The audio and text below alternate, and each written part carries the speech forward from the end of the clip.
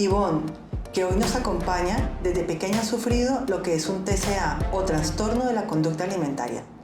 Hoy quiere que su testimonio llegue a las madres, hermanas, tías y en general a las familias de otras chicas que tengan su misma condición. Bienvenida, Ivonne. Me parece muy importante tenerte hoy aquí en nuestro podcast Brilla Bonito, porque creo firmemente que tu testimonio va a ayudar a muchas chicas a ser mucho más comprendidas por su familia, a que sus madres las entiendan, las ayuden y a lo mejor hasta logramos salvarle la vida a alguna de ellas. Entonces, ojalá. Me parece muy interesante tenerte, comentar un poco diferentes aspectos de tu vida, ¿vale? Pero antes de nada, me gustaría dejar muy en claro cuál es la situación de la que partimos. A día de hoy, el 80% de las adolescentes están inconformes con su cuerpo. Y esto ha hecho que en los últimos 18 años todo el tema de los trastornos alimentarios se dupliquen, por lo que estamos hablando prácticamente de una pandemia.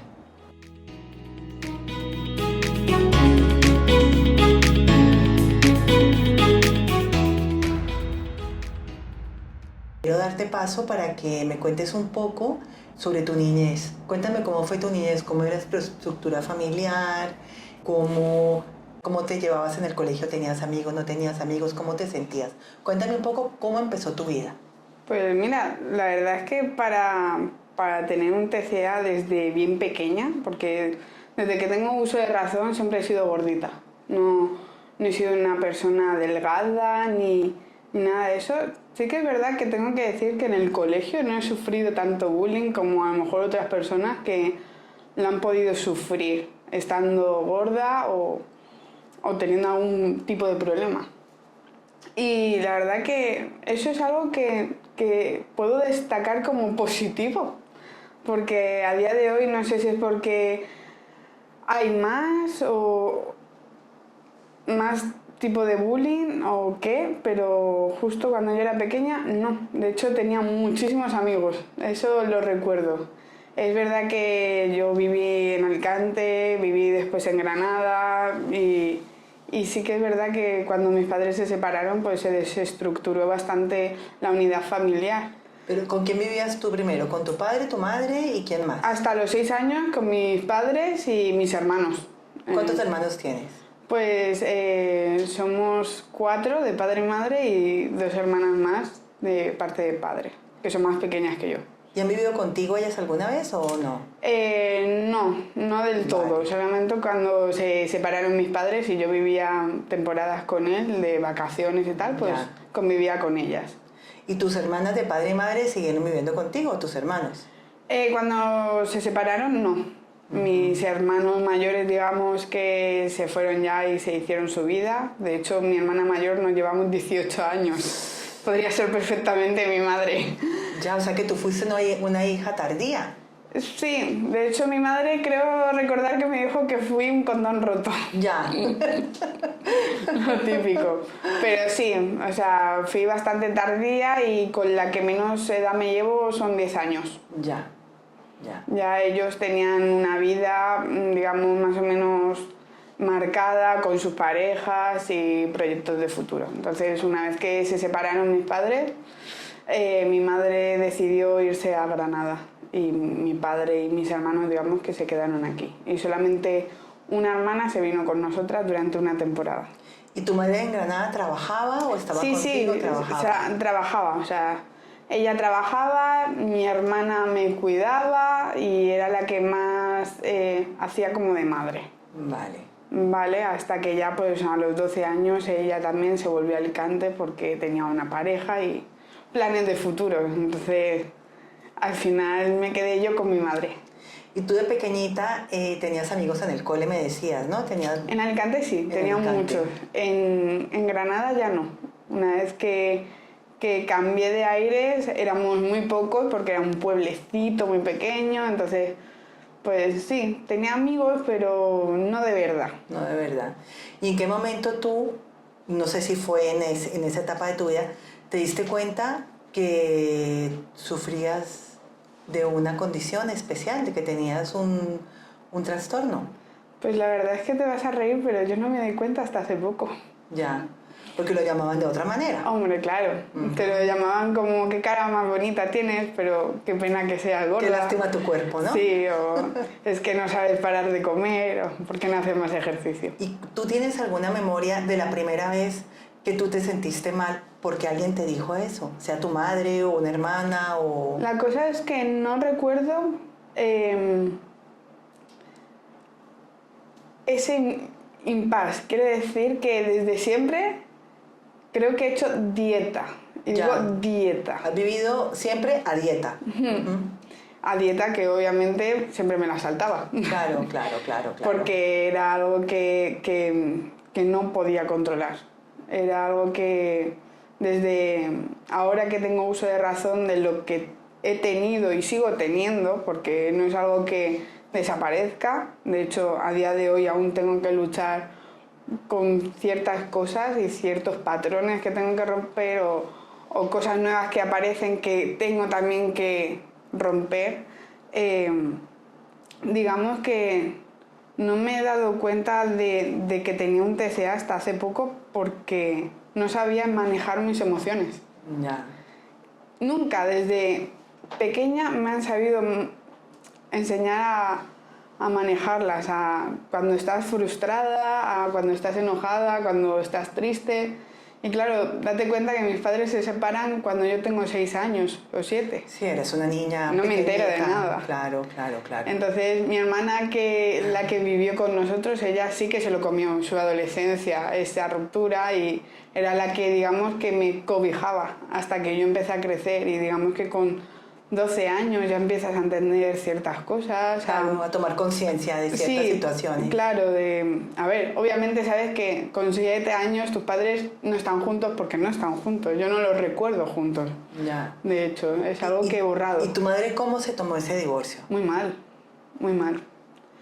Ella se lo tomó fatal. De hecho, fíjate, o sea, de coger e irse de una ciudad que siempre había vivido aquí a irse a Granada. O sea, a otra vida. A otra vida, totalmente. ¿Y tu madre tenía alguna pareja en ese momento cuando tú eras pequeña? ¿O estaba dedicada más a trabajar y a cuidar de vosotras? ¿O? No, sí que ha tenido algunas que otras parejas, no sé si formales o no, la verdad es que no lo recuerdo, pero sí que ha tenido otras parejas y se dedicaba a eso, pues su vida y a trabajar. Y a trabajar. Sí, sobre todo trabajaba en la hostelería, entonces... Ya, duro. Los horarios extensos y la remuneración a veces no es la mejor. Y más si eres, digamos, la jefa de un negocio, que tienes que estar más horas y pendiente de todo. De todas las cosas. Entonces, claro, tú viviste una niñez un poco movida porque te sacaron de tu espacio vital, de la ciudad en la que habías nacido, exacto, en el ambiente en el cual te habías desarrollado tu más primaria infancia, y te llevan a un sitio donde no conocías a nadie y donde, claro, abrirse camino con gente nueva, pues no es tan fácil. No es tan fácil. Entonces, en ese momento, ¿tú ya te sentías mal con tu cuerpo? ¿O tú sencillamente decías, bueno, pues estoy gordita y qué? ¿Cómo te lo tomabas tú? No, aún no me sentía mal con mi cuerpo. De hecho, sí que es verdad que a lo mejor era más mi familia la que se sentía mal con mi cuerpo, ya, antes que yo. Yo era que cuando estaba triste o enojada o cualquier sentimiento, comía porque me hacía sentir bien. Claro, segregabas endorfinas, serotonina, etcétera, etcétera, y te hacía sentir, pues eso, relajación. Relajación, bien, alegre.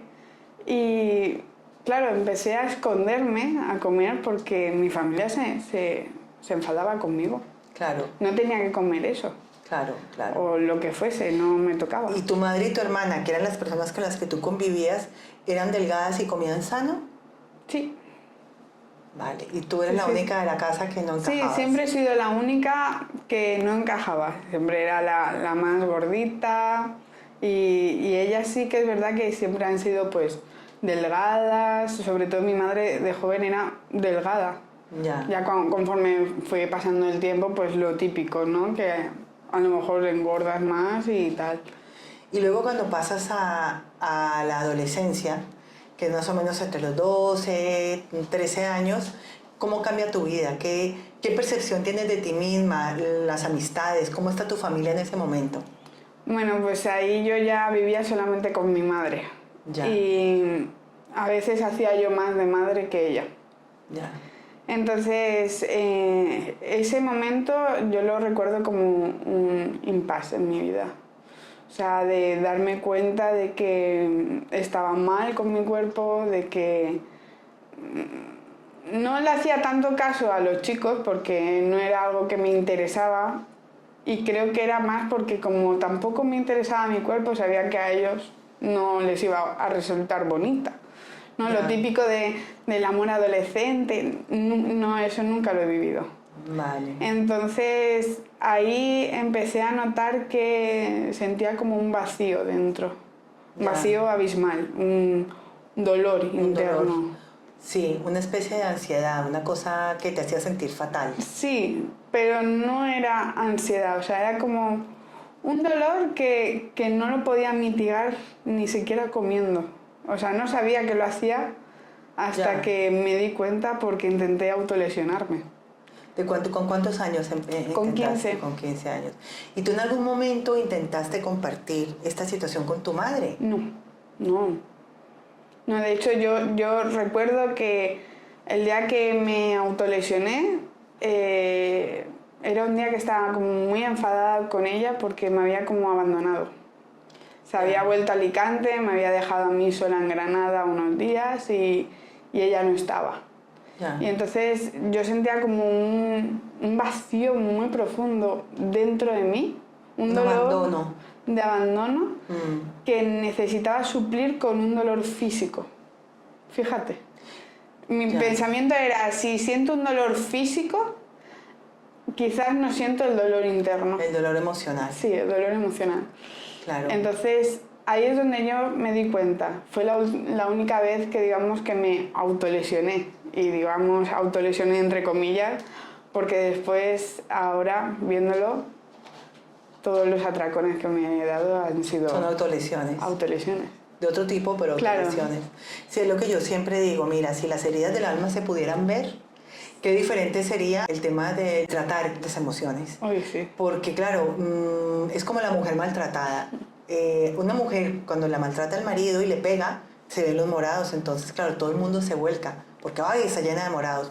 Pero si el maltrato es psicológico, no hay morados. Entonces, no hay, la gente, Sí. la gente que no lo sufre, no lo puede percibir. Exacto. Por eso te pregunto con quién lo hablabas. ¿Había alguna persona, algún No. confidente, alguna amiga, algún amigo, no. nadie? ¿Te lo comiste tú solita? Yo solita. ¿Tú solita? Yo solita. Yo me lo comí, yo me lo guisé y yo me lo zampé. Y bueno, yo sé que tú te dedicas al tema del arte. Tú en esa etapa de tu vida donde te empezaste a dar cuenta que tenías un vacío porque no tenías una vida, entre comillas, normal como tus otras compañeras del instituto, que tenían novio, que salían, que tal, que ocupaban su tiempo en esas cosas. ¿No empezaste con el tema del arte? ¿De pronto no te empezó a dar ganas de diseñar cosas, de expresarte? Pues el tema del arte, como dibujarlo, como lo hago ahora, de expresarlo ahora, no.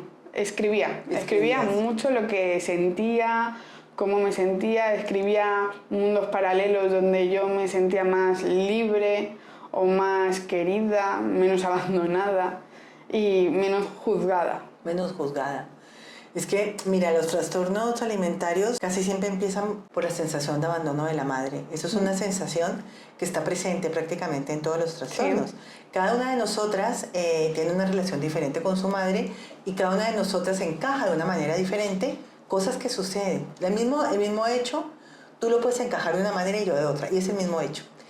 Pero casi siempre en este tipo de trastornos está presente eso que me estás diciendo, la falta de comunicación. La falta de poder pedir ayuda y contar con la ayuda de la única persona que te quiere de manera incondicional o que te debería querer de manera incondicional. Entonces, claro, por eso te lo pregunto, porque a esa edad en la que estamos todos adoleciendo de todo, por eso se llama adolescencia, no contar con la comunicación directa con tu madre es como cortar el vínculo con la salud mental. Es como cortarlo. Porque si tu madre no te enseña a gestionar las emociones, claro, o con las herramientas que tenga, ¿sabes? Porque ninguna madre es perfecta, pero con las herramientas que ella tenga que te ayude, si ni siquiera puedes contar con eso, es como cortar. Totalmente. De hecho, yo creo que mi madre ha sido holandesa, ha sido holandesa, entonces ella lo que era la comunicación era muy escasa y mostrar sus emociones también. O sea, era una persona bastante fría en ese sentido, que no significa que no me haya querido. Obviamente he sido su hija y me ha tenido que querer y todo, pero es verdad que esa falta de comunicación creo que derivó a muchas cosas malas. Ya. Y es lo que a lo mejor en ese momento a mí me faltaba. Mi hermana, que se había ido, era la única confidente que yo tenía. Ya. Ella ejerció sin quererlo como madre. Entonces yo a ella era la que le contaba mis cosas, digamos, Ya.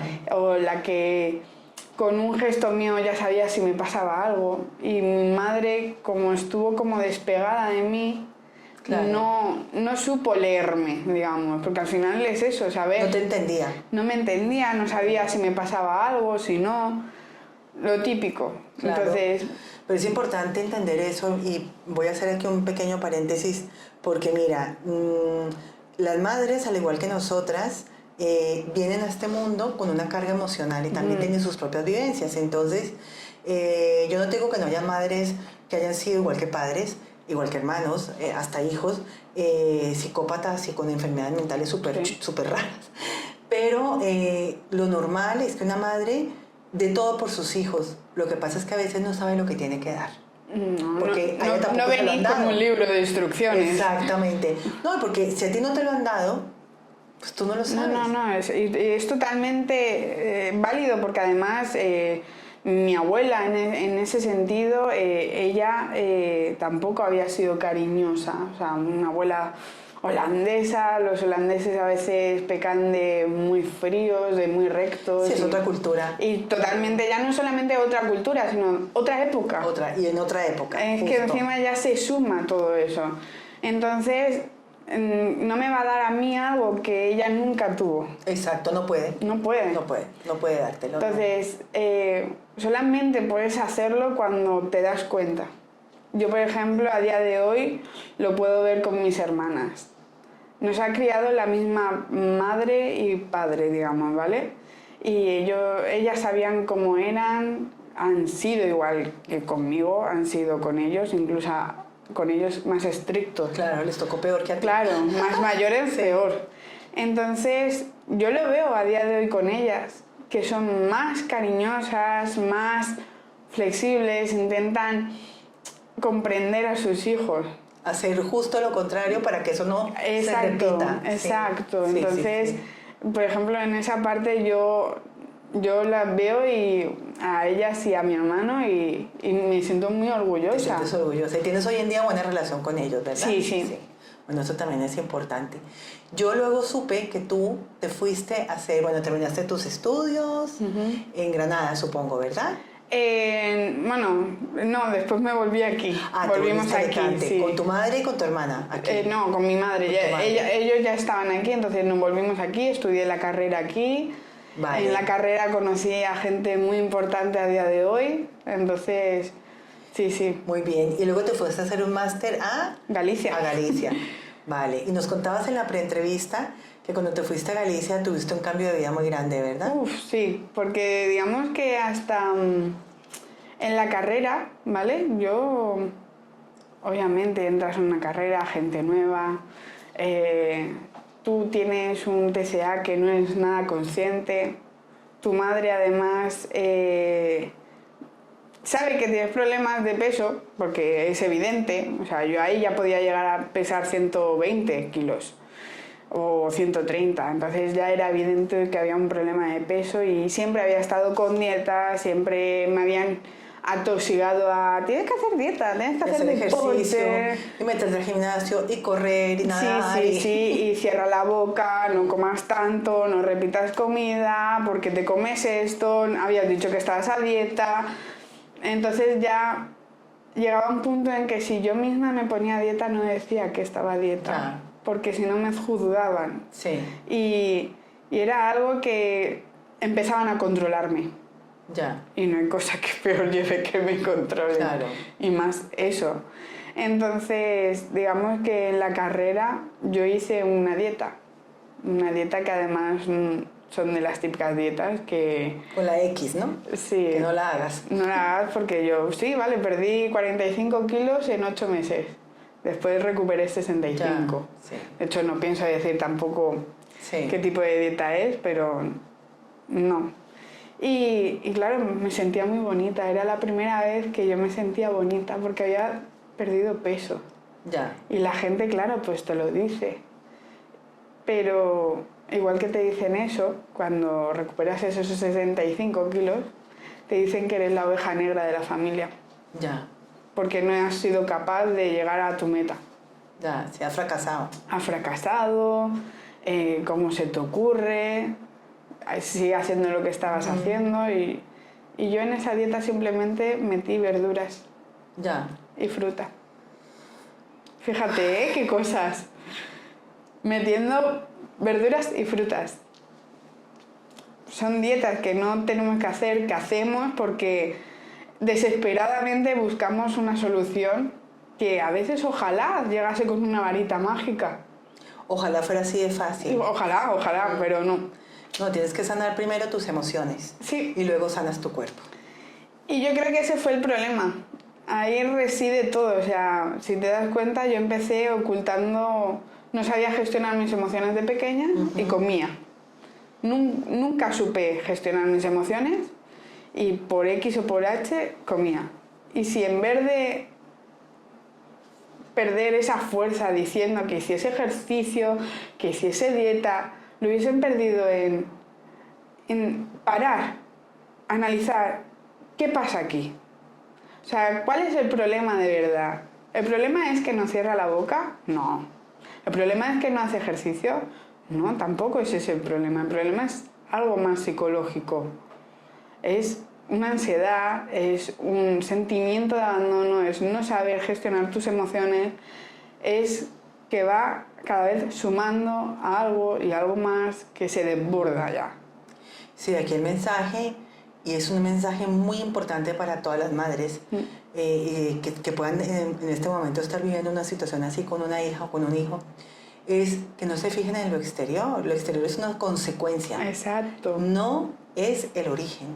El origen está en la cabeza. Y antes de nada, antes de juzgar y antes de enjuiciar, hay que mirar cómo ayudar. Hay que mirar qué está pasando con esa personita que era tu bebé, que tú como madre cargabas en tus brazos, y no es tu culpa que en este momento esté pasándole eso como madre. Tú a lo mejor has hecho cosas sin querer o has dejado de hacerlas porque no sabías cómo hacerlo. Exacto. Pero no importa, eso da igual. Lo que tienes que hacer en ese momento es tú misma recapacitar como madre y mirar a tu hijo o a tu hija con todo el amor del mundo, perdonarte a ti, perdonarlo a él o a ella y ayudarle. Antes de decirle adelgaza, adelgaza, adelgaza, porque adelgazar no va a curarle. Además, esto creo que no lo he contado, pero ahora que lo mencionas, seguramente que habrá muchas madres que se sientan culpables Mucho. de cómo ha llegado su hija o su hijo a ese punto. Mi madre era la primera que me decía que no tenía que repetir un plato de comida, lentejas, ¿vale? Lentejas. Que no tenía que repetir, pero sin embargo era la primera que íbamos al supermercado y me decía, cómprate helado. No me voy a comprar helado, mamá, porque no quiero comer helado. Hombre, si tú no te compras helado, yo me voy a quedar sin comer helado. Entonces era un poco de, estoy contigo, pero no, pero sí, pero me siento culpable, yo también quiero comer, pero no debería comer porque tú... Entonces se hace una bola que la madre tampoco sabe si está dentro, está fuera o qué. Y a veces resulta más tóxica que... Totalmente. Que saber ayudar, que ayuda. Que la ayuda, porque las madres, lo primero que tenemos que hacer es pedir ayuda. Exacto. Nosotras como madres tenemos que pedir ayuda. ¿Por qué? Porque hay situaciones que también nos desbordan y que no somos psicólogas, no somos psiquiatras, no, somos mamás. Eso es todo, no somos más. Entonces tenemos que pedir ayuda para poder ayudar a nuestros hijos y no forzarlos y no enjuiciarlos. Porque no hay cosa que duela más, y en eso estarás de acuerdo conmigo, que el juicio de una madre. Uf, y lo he sufrido mucho, Sí, y muy, muy duro. Eso es muy doloroso. Muy duro. Y las madres, créeme que muchas veces lo hacemos, enjuiciamos a nuestros hijos creyendo que van a espabilar. Exacto, Sí. que es como sacudirlos, como, oye, no. Y no, sí, esas son palabras que se quedan aquí. Sí, sí, o sea, a mí, por ejemplo, cuando me dicen vaga, es totalmente mi madre, me está hablando mi madre. Ya. Es que eres una vaga, es que no haces esto, es que no haces lo otro, es que no dejas de comer, es que... Claro. O sea, son juicios que en el momento ella se pensaba que quizás hacía bien porque me despertaba, me quitaba una venda y lo que estaba haciendo era hundirme. Hundiéndote más de la miseria, haciéndote sentir peor. Sí, esas cosas suelen suceder, y por eso este tipo de trastornos se han duplicado, porque yo creo que también es una cuestión, una responsabilidad de nosotras, las madres, formarnos en estos temas y tomárnoslos en serio. Porque esto no es ningún juego, esto no es una chica o un chico llamando la atención. No, esto es un hijo o una hija que te está pidiendo auxilio a gritos. Pero no sabemos cómo hacerlo. No sabemos, ni cómo oírlos. Ni el hijo sabe cómo pedirlo, ni la madre sabe Exacto. cómo oírlo. Porque ninguno de los dos sabe saben que pasa algo, pero no saben qué. Exacto. Entonces así es muy difícil diagnosticar y muchísimo menos curar.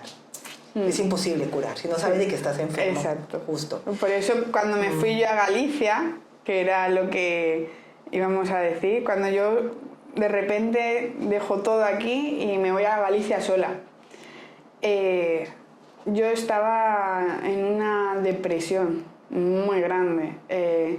También estaba dentro de una depresión porque había sido violada y no lo había contado. De hecho, quizás hay personas que ahora mismo se estén enterando. Y yo me fui a Galicia sin familia, sin nadie, y dejé las pastillas que me estaban medicando por la depresión que estaba pasando, porque parte de esa toxicidad que yo tenía en ese ámbito familiar se había ido. Claro, no tenía a mi madre, no tenía a mis hermanos que estaban todo el rato juzgándome. Sí, cambió tu medio ambiente, cambió todo lo que te rodeaba. Cambió tanto todo que yo fui la primera vez que cogí un poco como las riendas de mi vida. Siempre había tenido que cuidar de mi madre, una madre muy difícil, que más que hacer ella de madre hacía yo de madre para ella. Y ese era el único momento que yo había cogido en mi vida por banda y además controlaba mi comida mejor que cuando estaba con mi madre. O sea, no tomaba Coca-Cola porque no la compraba, no tomaba cosas que no debía porque no las compraba, compartía la comida con mis compañeros de piso y un día hacía uno una comida, otro día hacía otro e intentábamos que cuadrase algo sano. Sí. ¿Me entiendes? Y como ahí a lo mejor pesaba unos 120 o 130 quizás, entonces fue bien. Fue bien, de hecho yo lo recuerdo de que lo controlaba mejor yo sola, sin nadie detrás diciendo estás haciendo dieta y ten cuidado. Cuidado, no comas eso. No comas esto, no comas tal. Sentía hasta alivio de poder comer algo y no sentirme culpable. Sí.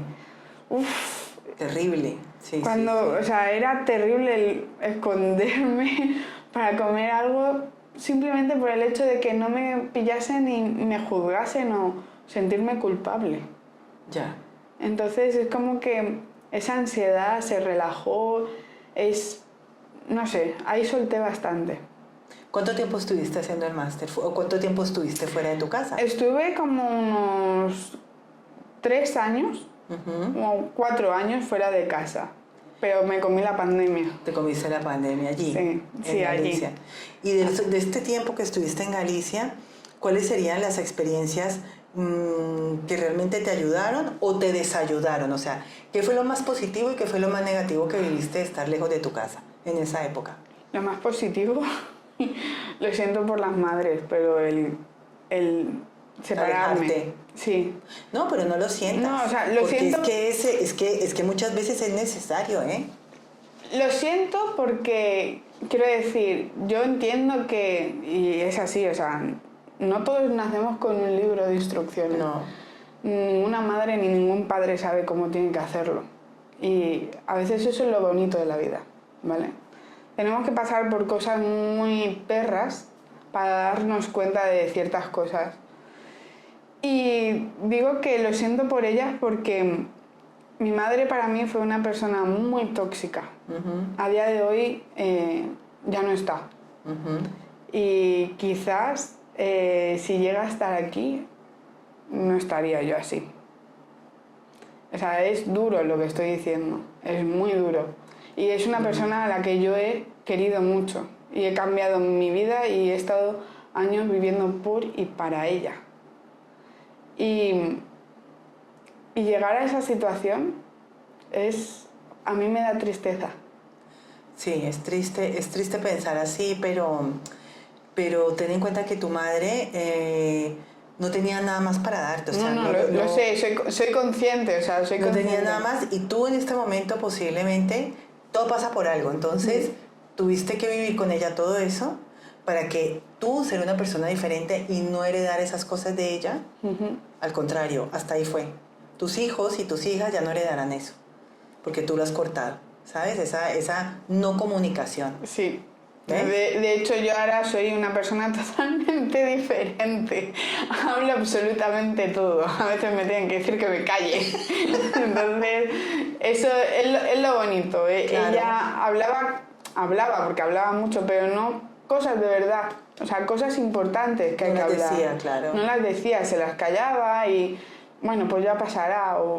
O solamente juzgaba y no es eso, o sea, Ya. hay más. Hay más, claro. Hay claro. más, mucho más. Y cuéntanos entonces, en Galicia, yo sé que tú tuviste una relación también. Sí, tuve una relación y fue la primera relación, o sea, que yo tenía y todo genial, muy bien.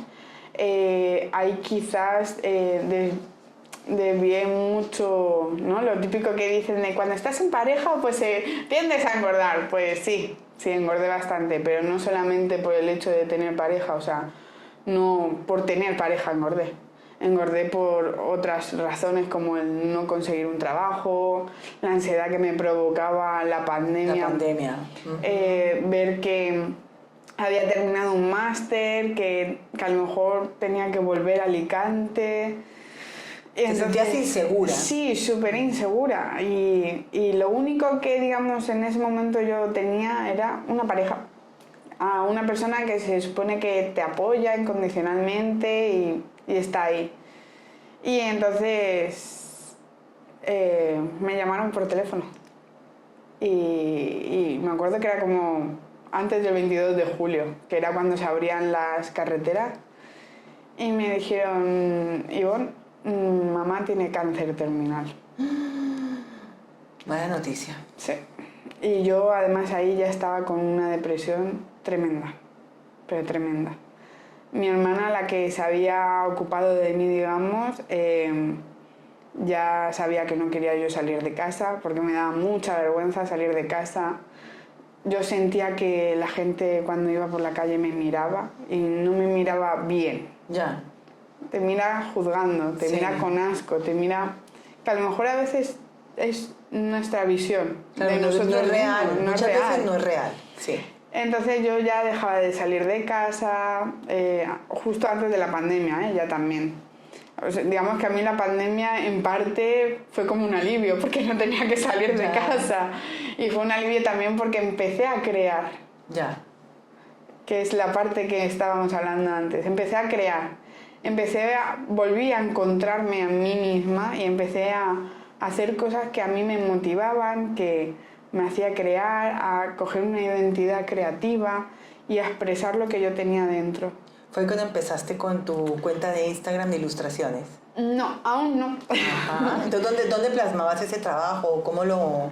Fotografía, montaje, todo lo que fuese relacionado con el arte, simple dibujos, ¿vale? Sueltos, o sea, era como un cúmulo de cosas que más a futuro Ya. le cogería sentido, pero en Ya. ese momento no. Estaba todo como Sí, piezas de un batiburrillo, puzzle. Sí, sí. ahí, piezas sueltas. Y entonces me dijeron que eso, que mi madre se moría, que tenía cáncer y se moría, y cogí las cosas y me bajé a Alicante. Porque a pesar de que mi madre había sido una persona que conmigo en verdad no se portó nada bien, o sea, cuando yo era adolescente ella era alcohólica, yo me iba al instituto y la tenía que acostar en la cama y de vestir porque no era ella capaz ni de hacer eso. Una persona que últimamente ya solamente tenía malas palabras para mí o juzgarme o... Pagaba contigo sus Su frustraciones. frustración, exactamente, pagaba conmigo, de hecho alguna vez llegó a las manos, ¿vale? Ya. O sea, aunque ella se hubiese portado así conmigo, yo podía llegar a entender el porqué. Y lo último que quería era tener un cargo de conciencia, de, hostia, no he estado para ella.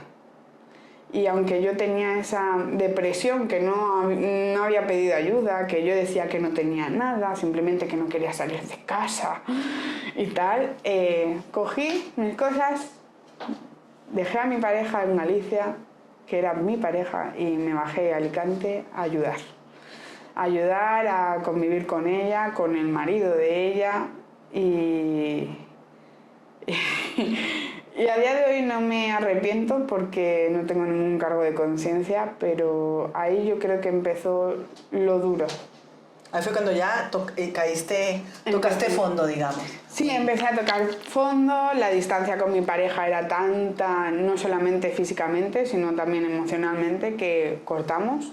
O sea, digamos que el pequeño hilito que tenía de sujetarme a algo Se rompió. se rompió. Y bueno, convivir con la pareja de mi madre era una odisea. Levantaba la mano, insultaba, se pensaba que era su chacha. Mi madre, al estar tan mal, intentaba no discutir, se hacía la sorda, no tal. Y claro, los niveles de ansiedad incrementaban.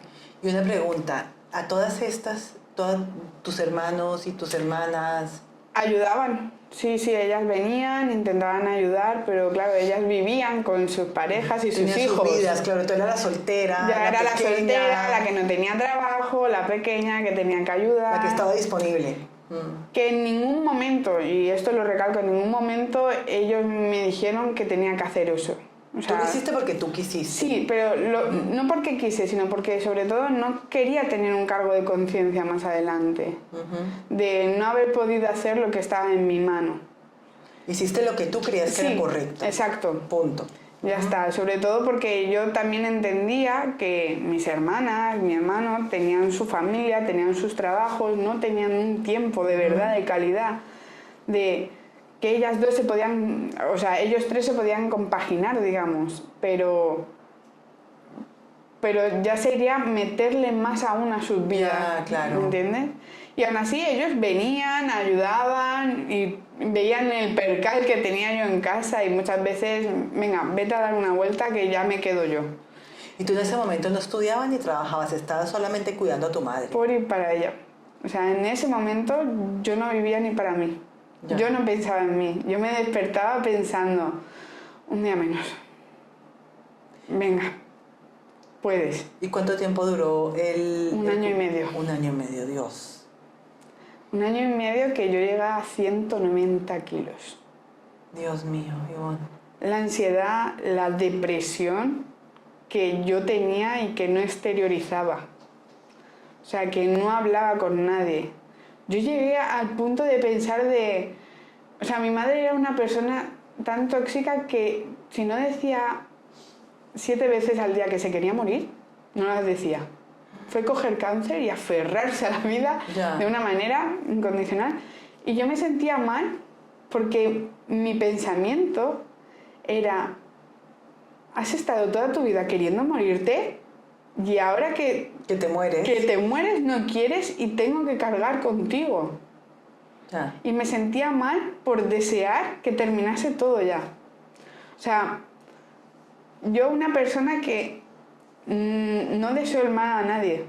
En serio, a nadie. Todos tenemos y hacemos cosas por alguna razón.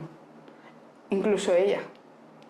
Pero llegué a tal punto que yo no vivía para mí, vivía para ella. Es que no te mirabas al espejo y no te veías. No es que no miraba, es que evitaba los espejos. O sea, no quería ni verme.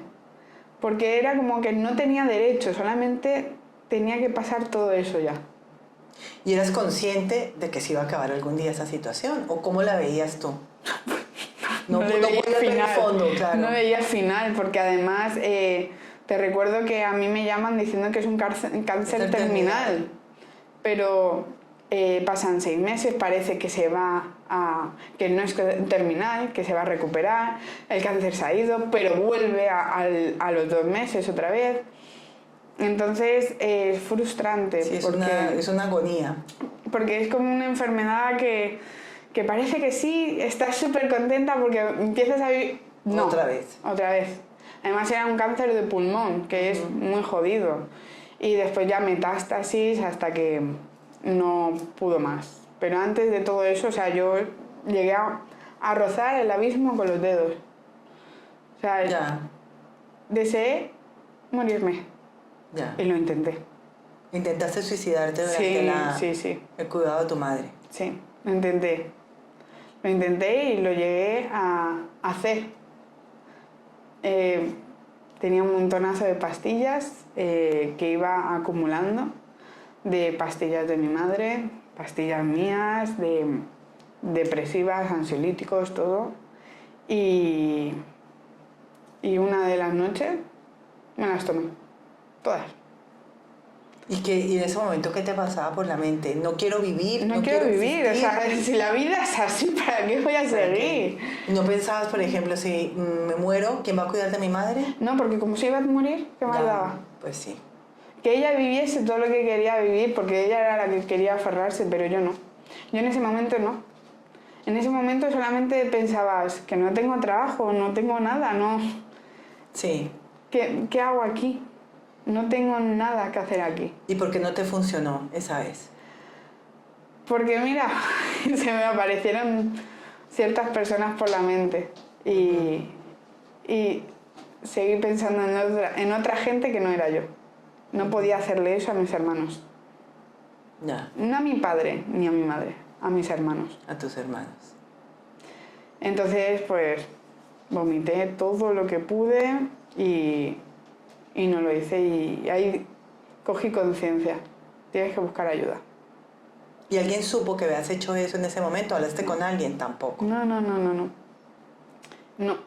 No, porque sabía que si yo lo contaba a mis hermanas, por ejemplo, que es con las que más confianza tengo, sobre todo una de ellas, sabía que se iban a preocupar más que otra cosa y la situación que había en casa ya era bastante. Sí, ya era... Entonces busqué ayuda y sabían que estaba buscando ayuda, pero claro, yo lo camuflaba con que la ayuda era pues para salir de casa, por el peso, ¿no? O sea, sí. Al final es eso, ¿no? Claro. Y fui a una psicóloga y la primera psicóloga no me ayudó nada. No me funcionó. Fui a una segunda psicóloga y salí llorando porque su diagnóstico era que yo estaba así por estar gorda. O sea, volvemos a lo mismo de siempre. Siempre me ha pasado que yo voy al médico, estoy enferma porque tengo algo en la garganta, pero la tengo porque estoy gorda. Claro, todo es la gordura. Todo es la gordura, da igual. O sea, te has roto la mano y es porque estás gorda, no claro. Porque a lo mejor te has caído. No. ¿Y por qué no? Una persona que se supone que tiene que ser de salud mental piensa que tus problemas mentales es porque estás gorda. Y no que estás gorda porque tienes un problema. Exacto. Es que es muy diferente. Entonces ahí es cuando casi desisto. Hasta que encontré una psicóloga y Y yo no estaba segura de si ir incluso ya a la consulta. De hecho, lo quería hacer online. Porque no quería salir de casa, estaba muy deprimida, tenía una ansiedad, ataques de pánico, ataques de ansiedad brutales, que esos ya los tenía desde Galicia, o sea, imagínate... ¿Y te estabas medicando en ese momento también? Ya no estabas medicando. No estaba ni medicada ni nada, pero, o sea, ya estaba arrastrando sí, un arrastre terrible llevabas ahí. Y ese día que tenía psicóloga, yo me acuerdo que me desperté ya con ataque de ansiedad. Y tenía una voz muy firme y contundente, que esta vez no dudaba como la otra vez. Era una voz que me decía, si esta no funciona esta noche, lo haces y no vas a fallar. O sea, era una voz de mi cabeza que me estaba diciendo que esa noche, si esa psicóloga no me funcionaba, me iba a suicidar, y que me iba a suicidar de verdad. Lo ibas a hacer. Y lo iba a hacer. Y funcionó. Encontré a la persona que hoy en día sabe todo el rollo que te estoy contando. Y ella sigues el tratamiento con ella, claro. Sigo en terapia con ella, muy contenta, trabajando muchos aspectos de mi vida, no solamente el TCA. Sí que es verdad que el TCA es el tronco, digamos, si mi vida se tiene que sí, si fuera un árbol, el tronco sería el tronco, sería el TCA, porque desde pequeña. Pero ya no es el TCA, es los problemas psicológicos que me han llegado a ese TCA. O sea, la raíz son esos problemas que no he sabido gestionar, y el tronco ya has visto lo grande que se ha hecho. Ya. Y entonces pues empecé con ella, terapia, hablando, sin juzgar. Y de verdad, o sea, lo repito muchísimo, juzgar. Es algo que no debería de existir. Porque, por desgracia, el juzgar hace mucho más daño que bien. Mucho más daño. Pero mucho. Yo creo que es un arma más peligrosa o igual que una pistola. Porque al final son palabras de un juicio que te llegan, y a una persona que es adolescente, a una persona incluso adulta, se le quedan en la cabeza y pa.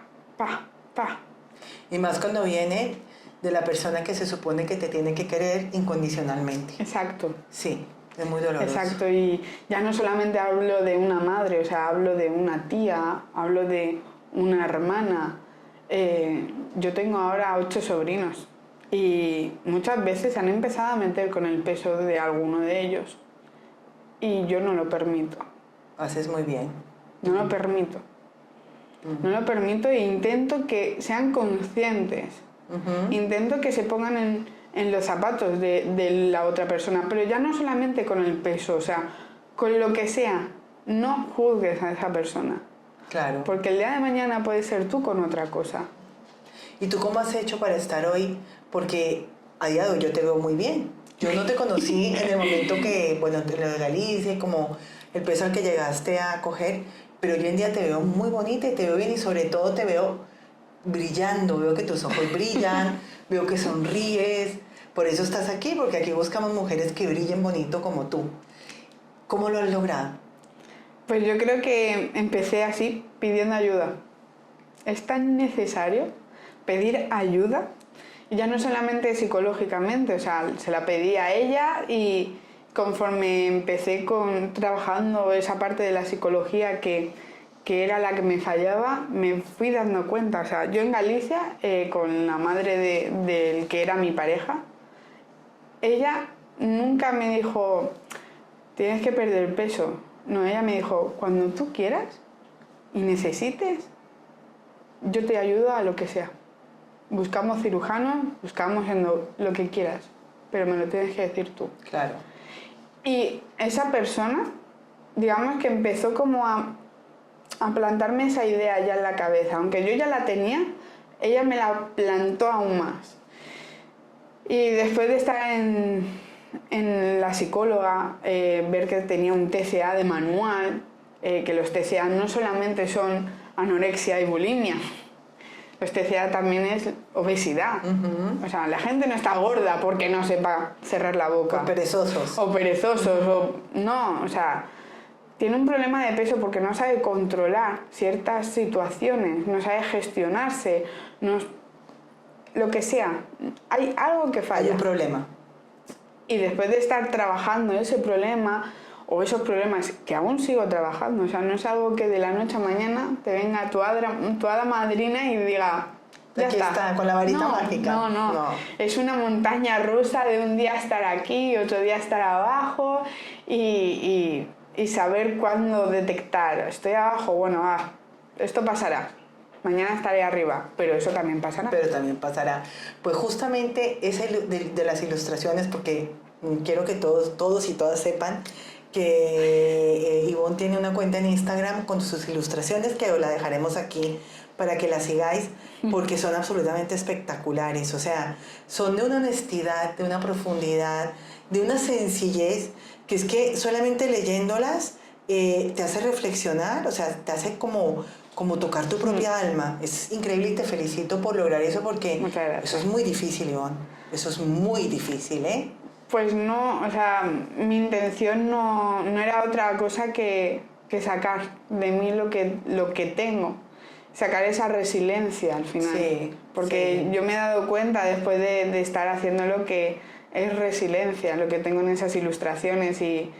Y también me he dado cuenta, gracias a gente que me ha seguido, que hago mucho bien. Y me gusta, o sea, quiere decir, me gusta porque yo he estado en esa situación de sentirme sola. Y venir gente y decirme, gente incluso de Colombia, decirme, gracias por hacer esta ilustración, porque me he sentido tan identificado que ya no me siento tan solo.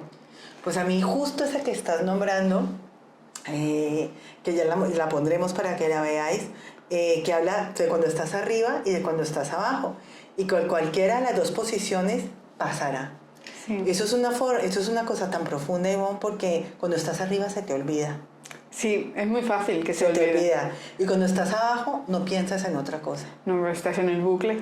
Entonces es muy importante saber eso, decir, ahora estoy arriba, pero que no se me olvide que puedo estar abajo mañana, ¿eh? Y cuando estoy abajo, que no se me olvide que esto no va a durar para siempre y voy a volver a subir.